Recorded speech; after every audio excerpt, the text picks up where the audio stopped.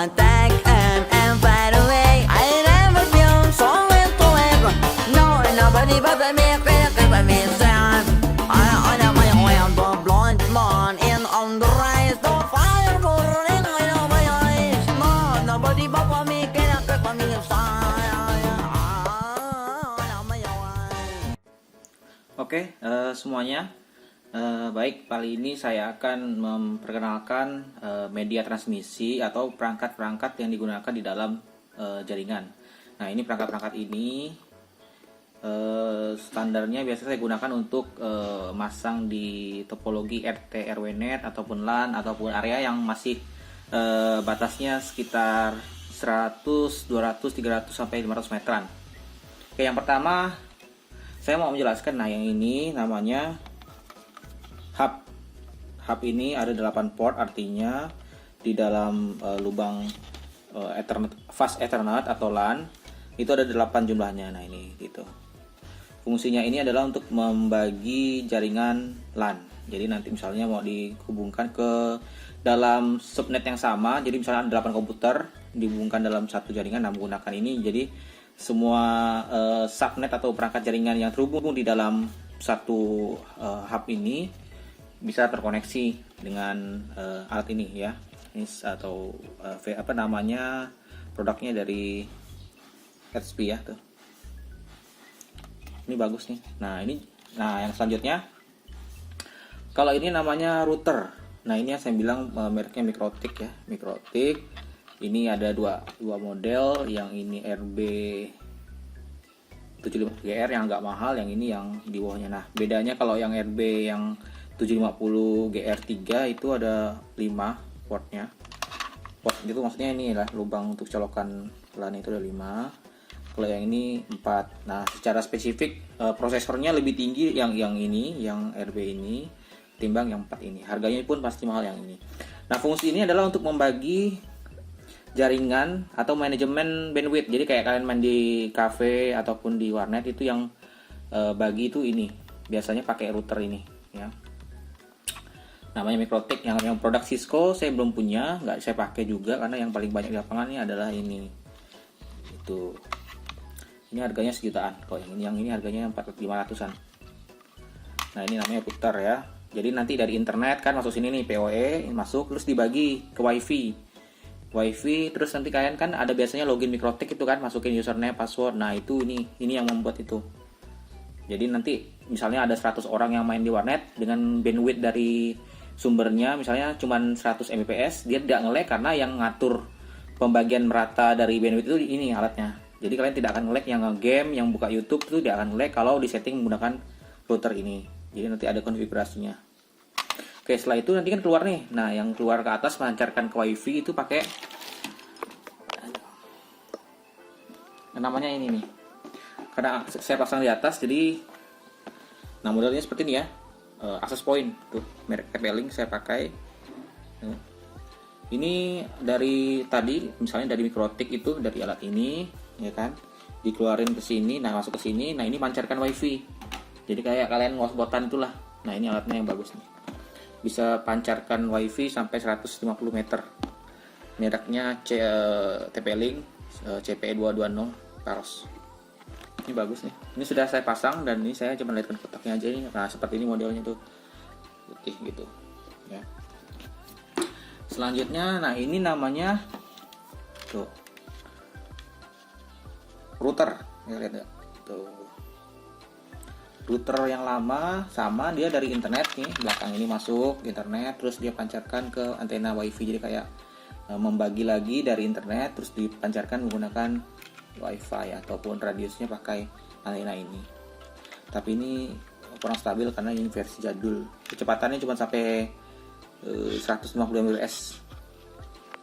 Ya, kecil. Jadi tidak rekomendasi lah pakai ini. Ya kalau untuk coba-coba praktek boleh pakai yang ini.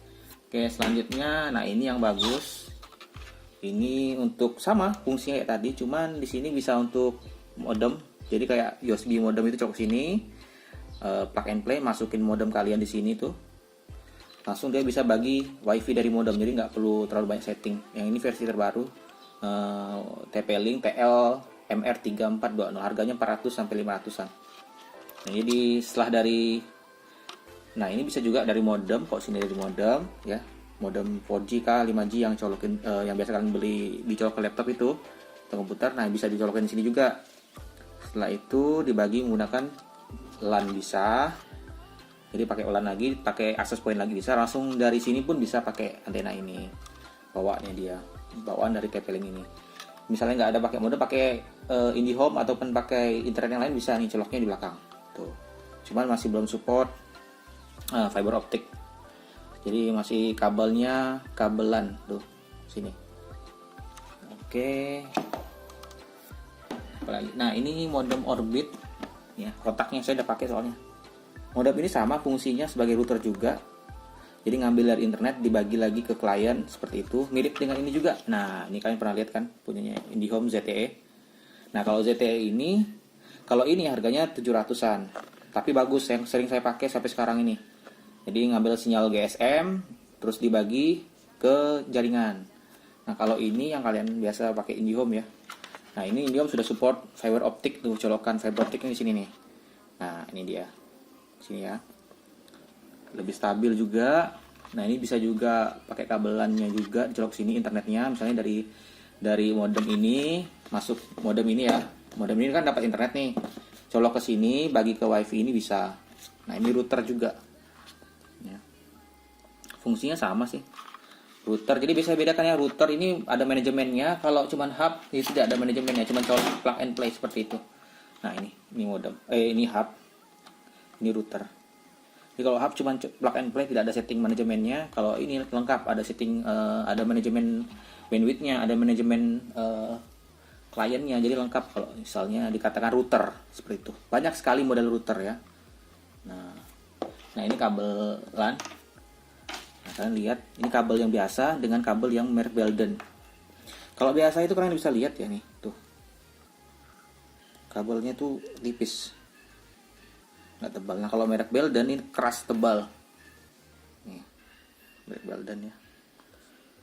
Ini kabelnya bagus, harganya pun bagus. Yang ini 2000-an, ini bisa 4000. Nah, kenapa mahal? Karena ketika saya tarik kabel ini untuk jadi antena, misalnya sama ini 10 meter, yang ini 10 meter, yang ini nggak bisa diping, yang ini masih stabil. Nah, itu kualitas kabelnya yang membedakan, walaupun dia sama-sama Cat 5 nih. Kan ada tulisannya tuh, biasanya di kabel sini nih, ada tulisan Cat 5, mungkin tidak jelas ya. Ada Cat 5, kan ada kemarin di materi itu namanya Cat 5, Cat 6 ya kan. Nah kalian bisa lihat, semakin Catnya tinggi itu semakin bagus kabelnya, semakin kecepatannya semakin stabil kalau untuk jarak jauh. Kalau cuma jarak dekat 1 meter sih pakai yang biasa ini sih bisa. Tapi yang kita uji adalah ketika alat ini digunakan dengan radius yang cukup jauh gitu ya. Oke, ini kabel UTP atau kabel LAN bisa juga seperti itu. Nah kalau ini namanya konektor, yang sering dipakai tuh RJ45. Nah seperti ini lah RJ45 tuh. Yang mungkin kurang jelas ya, seperti ini gambarannya RJ45. Nah dia nanti misalnya tadi itu colokin sini, nah masukin gitu masangnya. Oke, tadi baru dijepit pakai tang crimping. Tang crimping itu ini dia.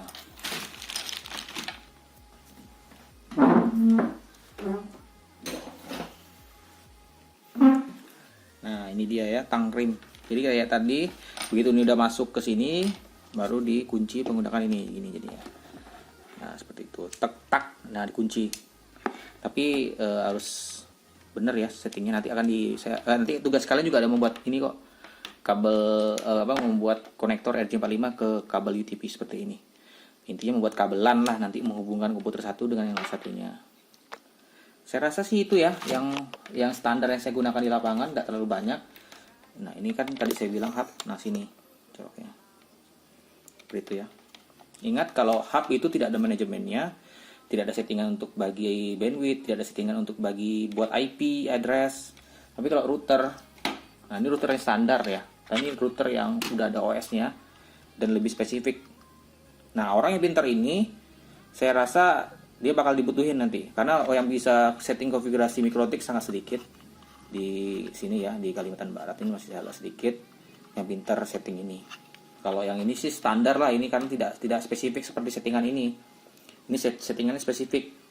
Jadi kalau bisa ini ya otomatis ini gampang semua. Jadi kalau misalnya kalian udah paham mikrotik, ya kalau belajar yang router standar ini ya sih harusnya tidak terlalu banyak ini ya, tidak terlalu pusing. Nah ini juga ada sama nih kotak-kotaknya, ini juga adem yang seri beda WR840. Ini digunakan untuk, saya kan tadi pakai CPE tadi ya, Wi-Fi, nangkapnya pakai ini. Jadi misalnya ke rumah orang nggak perlu kayak kabel lagi, jadi nangkapnya langsung pakai alat ini. Jadi menghemat kabel, lebih stabil juga sih. Kecepatannya bisa sampai 300 Mbps. Jadi kalau misalnya dari WiFi tadi kita pancarkan, nah misalnya warganya itu rumahnya sekitar 20-50 meter kan, kalau narik kabel kan ganggu kabelnya buat ke jalan itu, nanti satu saat kena matahari panas kering, hujan rapuh. Amannya pakai ini kan di dalam rumah.